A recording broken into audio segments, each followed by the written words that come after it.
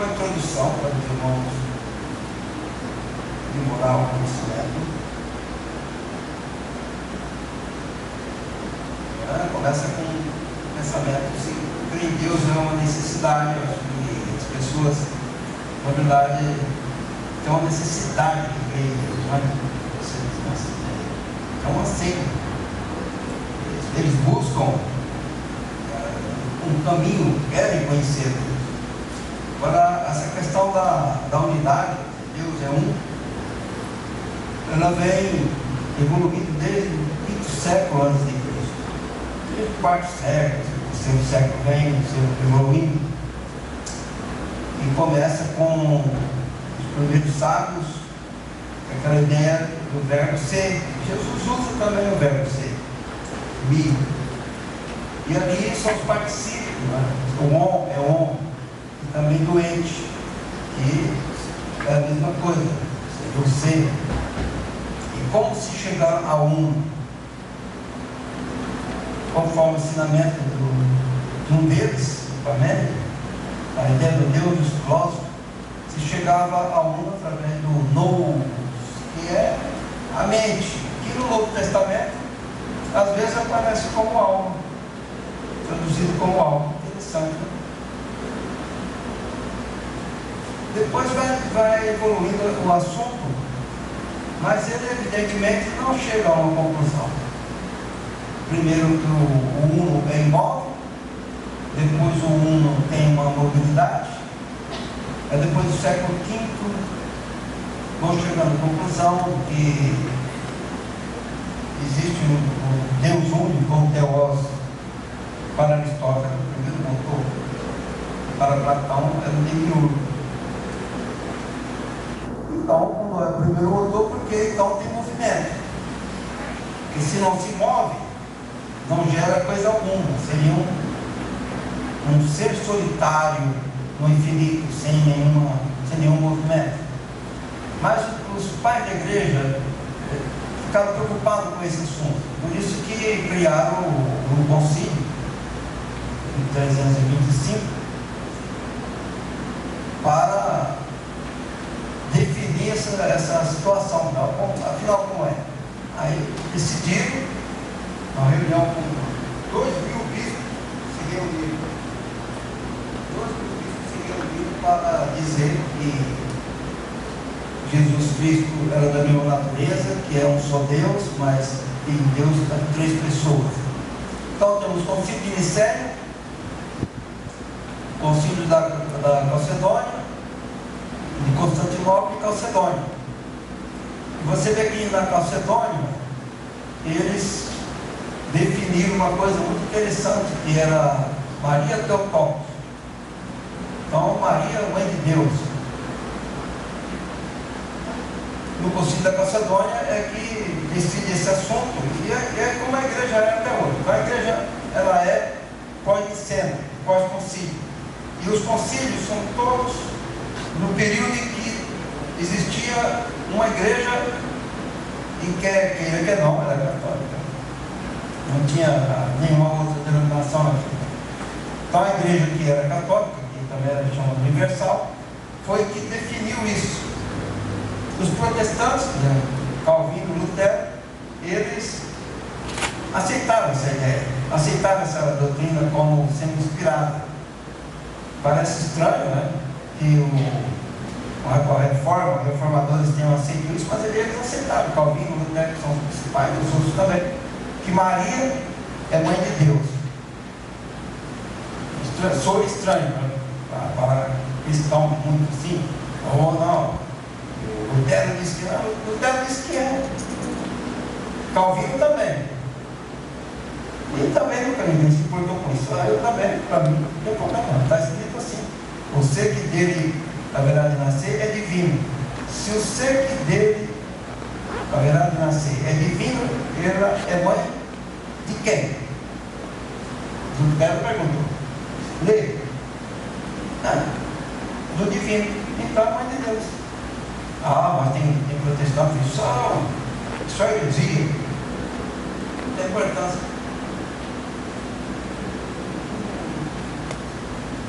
Aí tem o Shema de Israel, chama Israel, Yahvé Elohim, porque Elohim é uma composição de Elohim com uma terminação de Elohim, que é Deus nosso, do Eni, né? Elohim. Então ele chama Israel Yahvé Elohim, Yahvé Echad. Ouve Israel, o Senhor nosso Deus, Yahvé é único, é único.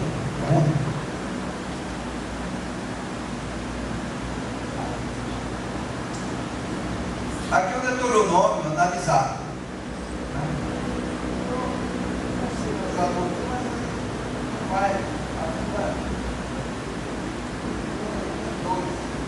Esse já não serve.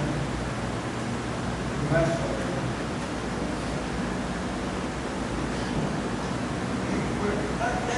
é fraco. Então você vê ali no primeiro, no Shema, tem uma letrinha final, que é Vagim. E a última letra do Shai é um Dalet. Então essa palavra no meio, Yad, e D, ela significa perpetuidade. É interessante que na frase completa, o judeu tem muito isso, de fazer essas análises assim, né, meio matemática. Então você pega a última letra do Shema, que é o Agim, e a última letra do Shad, que é o Dalet, junta as duas letras, dá perpetuidade, perpétuo, eterno.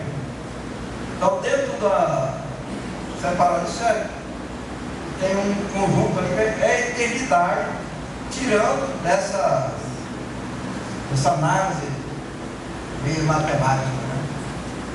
Yad.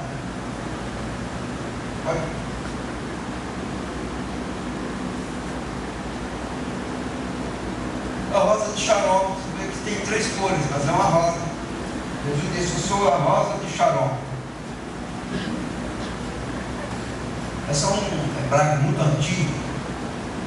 Imagina. A última, que é o Arcade, nota que a palavra dada, ela surge assim como a pintura de uma porta. A porta é Yoshua.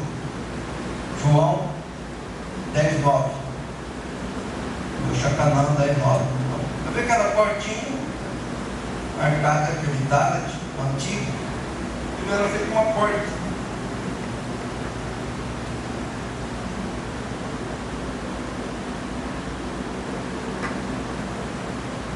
Aí eu chego uma placa muito bonita. Aí é um boné lá no frio. O judeu gosta do frio. Yahvé Echad. Yeshua, a plenitude de Yahvé. Aí há uma mistura, né? O judeu que é cristão, então ele coloca ali o sinal de Davi, a cruz, Deus, para poder fazer como se fosse uma unidade, e dá sentido o judeu quando converte, diz: Jesus, ele é o Messias. A mensagem que ele está dando. Essa que nós vimos. Pessoal,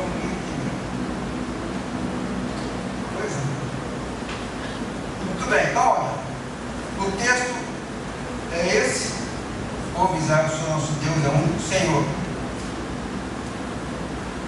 Amém? Vamos fazer uma oração? Quem tiver mais sério para fazer a oração, já é o chefe. Está sério hoje? Está pensando? Amém? Estava pensando? Como é que está aqui? Você estava aqui só? Bendito Deus, Pai, te agradecer por essa manhã, Senhor, pela tua palavra, pelos teus ensinamentos. Te pedimos, ó Deus, que o Senhor nos ajude a viver tudo aquilo, Pai, que o Senhor quer que nós vivamos. Em nome de Jesus, nós te louvamos, te agradecemos. Amém. Amém.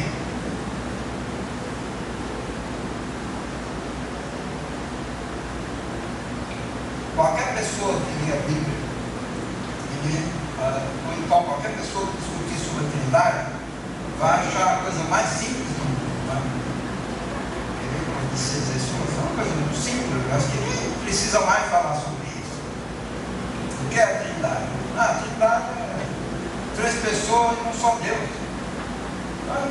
Não é muito simples, mas não é tão simples. Isso é tão complicado que houve todo esse processo para se chegar a essa conclusão, e vamos dizer que a uma conclusão exaustiva do assunto ainda não se chegou, pela lógica. É mais uma questão de fé, dogma. Dogma é aquilo que você escuta e diz assim: contra essa palavra não há uma contra-argumentação. É verdade absoluta, eu aceito e fico quieto e pronto. Mas você pode tecer alguns caminhos, pensar algumas maneiras de você imaginar de como é que se chegou a essa conclusão sobre a Trindade. Não foi uma coisa tão simples. Essa questão da divindade de Jesus, até mesmo a divindade do Espírito, a divindade do Deus eterno, isso sempre foi mais fácil. Mas quando começa a se pensar na questão da Trindade, aí que cria essa complexidade de entendimento, que a pessoa diz: como é que isso pode ser verdade? Como é que isso pode ser explicado? Eu diria que isso pode ser explicado, diria também que isso não pode ser explicado. É uma coisa assim, paradoxal. Mas você não pode dizer que isso é tão simples assim. E diz: olha, tem esse significado. Você pode pensar 1000 coisas a partir do pensamento que você conclui, enfim, a partir do que eles falaram, né? Devido a essa dificuldade mesmo teológica de se chegar a um conhecimento. Por isso que Aristóteles deu o nome desse pensamento de pensamento teológico.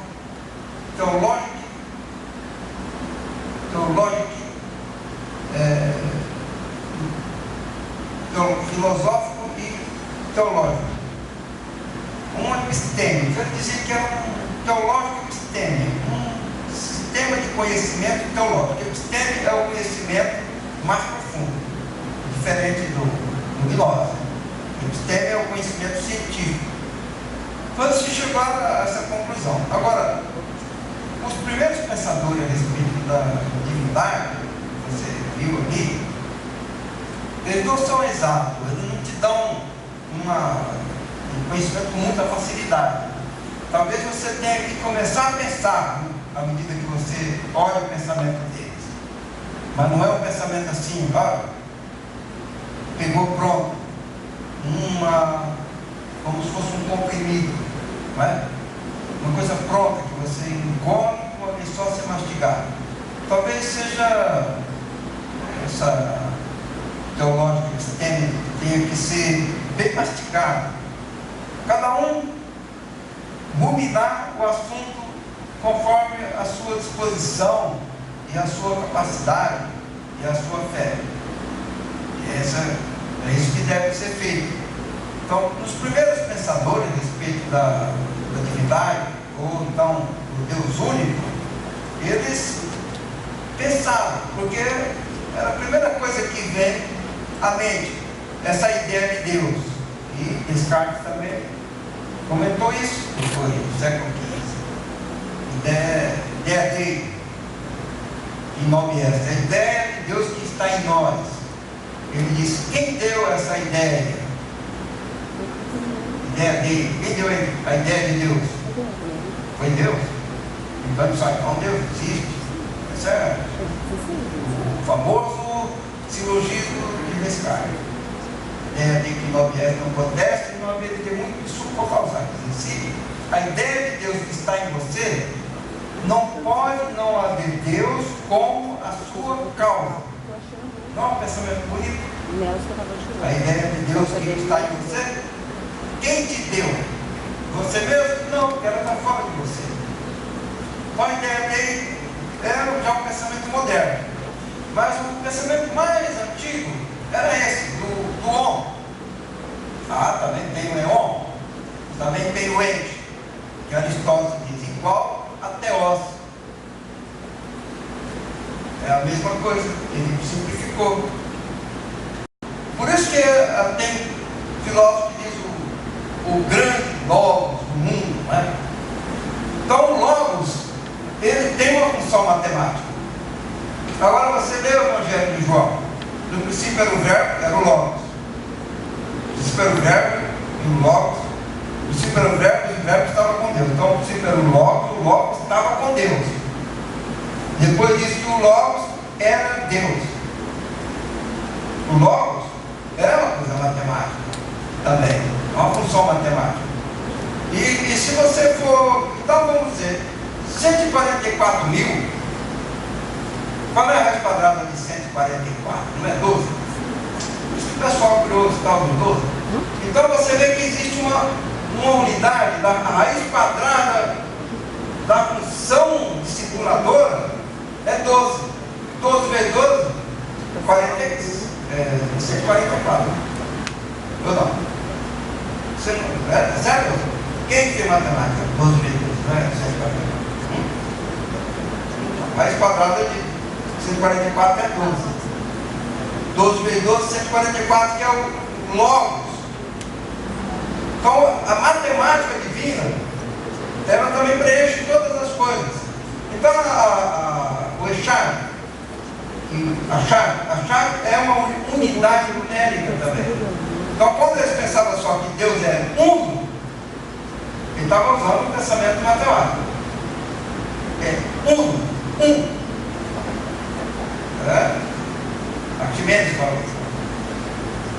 Parmênides também, né? Depois Aristóteles chega a essa conclusão que o ente é o teos, que é unus, é do latim, unus, um. Quando Jesus disse assim, eu e o Pai somos unos, um só. Mas quem é que pode dizer de sã consciência que dois é um? Porque existe aí a questão que Jesus estava dizendo logo. Dois não é um, mas ele estava fazendo logo, porque na transcendência já não é a mesma coisa da matemática. A transcendência, ela trabalha com outros elementos. Quem vai fazer a ponte entre a mente e o objeto observado, você vai ver aqui, a unidade agregada, vamos pegar, aqui não sai essa forma, mas se ela saísse, você, aqui tem uma aqui, mas se você junta tudo aqui, um montão de flores, é um conjunto de unidade agregada. Um conjunto de várias flores, uma unidade agregada. Quem que faz essa transposição para você dizer? É a revelação, que contém em si vários outros princípios de inteligência para você fazer essa conclusão, a revelação. Porque a revelação ela é bem própria da transcendência, não é da matemática, é da transcendência.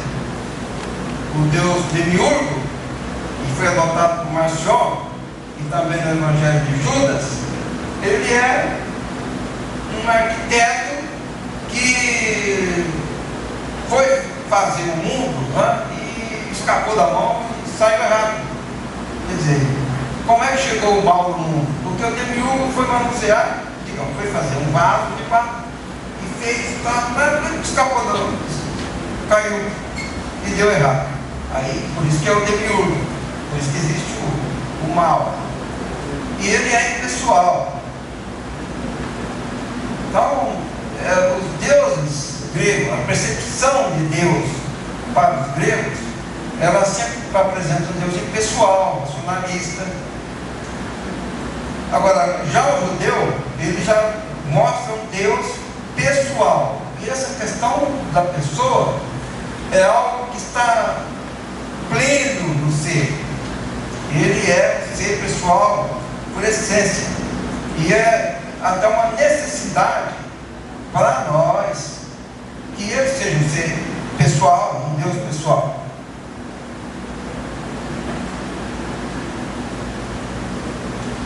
Agora, antes que se chegasse a essa conclusão dos concílios, porque quando fala do concílio, para dizer que Deus Pai, Deus Filho, Deus Espírito Santo, Pai, Filho e Espírito Santo, é Deus, porque não pode dizer são Deus, né? Então a pessoa faz uma frase até sem concordância.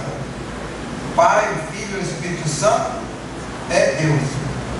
Teria que ser são. O Pai, o Filho e o Espírito Santo, eles fazem uma frase diferente, tem uma só essência, para não fazer uma conjugação com o verbo de forma errada. Porque antes de se chegar nos concílios, é evidente que as igrejas espalhadas, elas tinham uma ideia firme de que Jesus Cristo já era, digamos assim, Deus. As cartas de Paulo davam essa ideia. Não dá uma ideia muito clara, não. Se você ler as cartas de Paulo, você chega a essa conclusão. Então, as cartas de Paulo terminam transmitindo, no seu contexto geral, a ideia de que Jesus é divino. Mas você não pega uma carta de Paulo dizendo assim, ó, Jesus Cristo é Deus. E ele fazia isso da mesma maneira que Jesus também, quando falava, não falava de uma forma muito objetiva. Eu sou Deus. Ele não dizia isso. Ele levava a pessoa a essa conclusão. E por isso que eles pegavam em pedra. Ó, aqui, João 10, 30. Ele disse, eu e o Pai somos um. Muito bonita essa frase de Jesus. Olha aqui como é que Jesus falou. Ali não está. Ego Caio Pater em Imeda. Eu e o Pai somos esse E. Ego Caio Pater em. Somos passado um. Mas ele vale também como um E. É um. É do ex. E Imeda é participo do verbo ser, verbo emir, e ele está ali, e o Pai somos, na verdade não é presente, somos, mas de uma forma arcaica. Eu e o Pai, como é que a pessoa pode dizer, eu e o Pai somos um?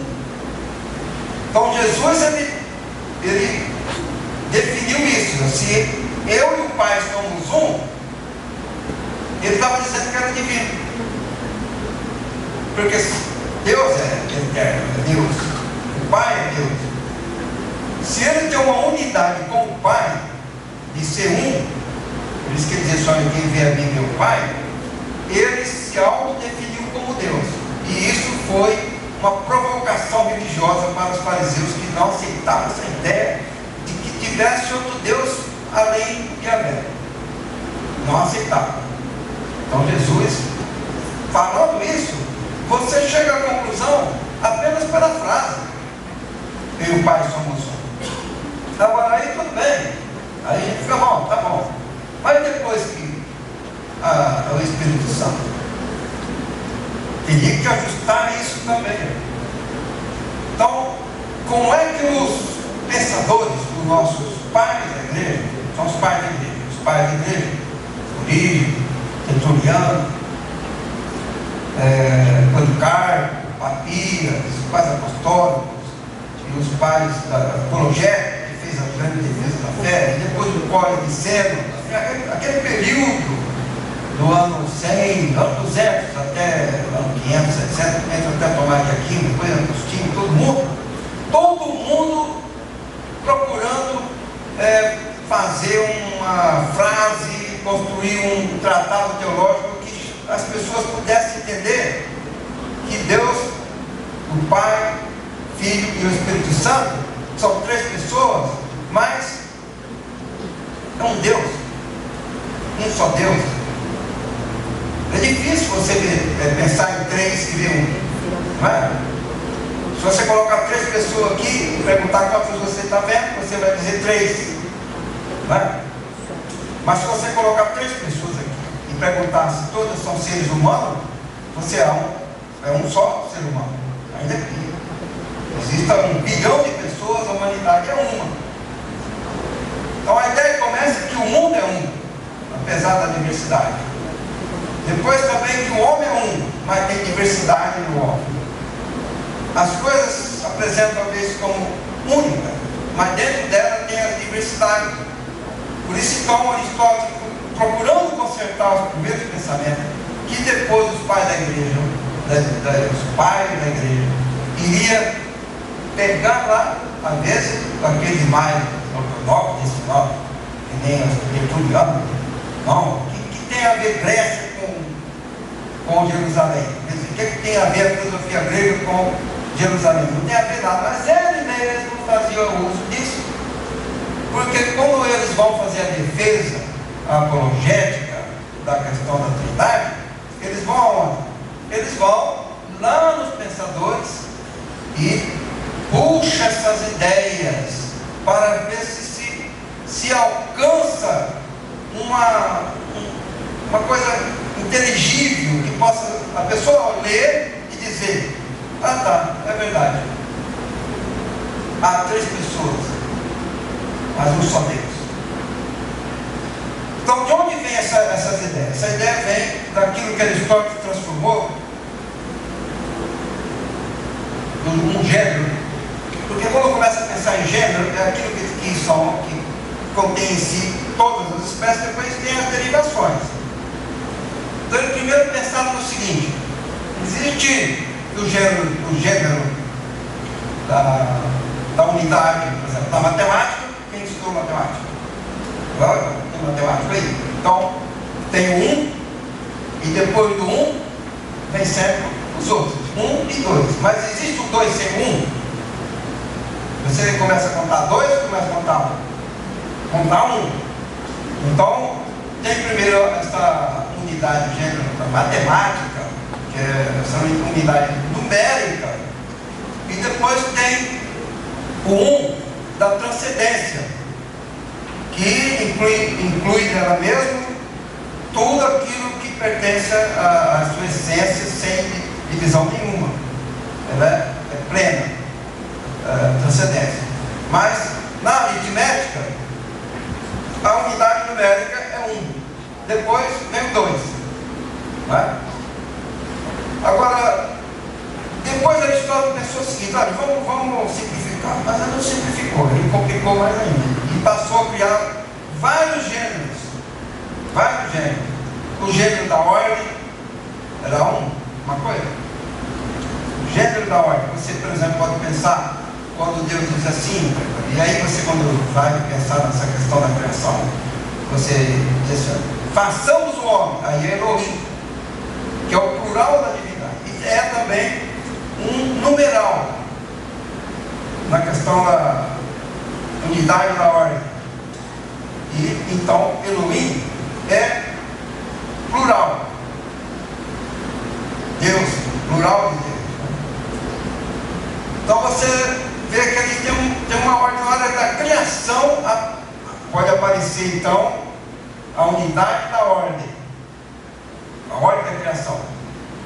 E essa unidade da ordem sempre exige um precedente, uma causa com precedente, não é? Você vai criar, tem um precedente, tem um criador. Tem também a unidade substancial da substância. O homem, por exemplo, é um gênero, um corpo. Gênero. Tem a unidade acidental. Homem amarelo. Chinês, mas amarelo é um acidente. Homem continua sendo a mesma coisa. É um homem. Isso é uma unidade acidental. Mas o homem tem alma e tem corpo, não é? Então aí eles acham que é a unidade da simplicidade. Não parece muito simples. Então, unidade da simplicidade. O homem tem corpo e alma, não é?